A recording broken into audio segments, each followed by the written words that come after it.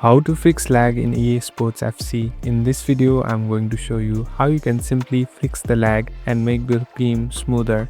First of all, open your application. Now here on the right top, you can see the settings icon. Tap on this settings icon. So here in the settings interface, here in the first option, you can see this graphics option.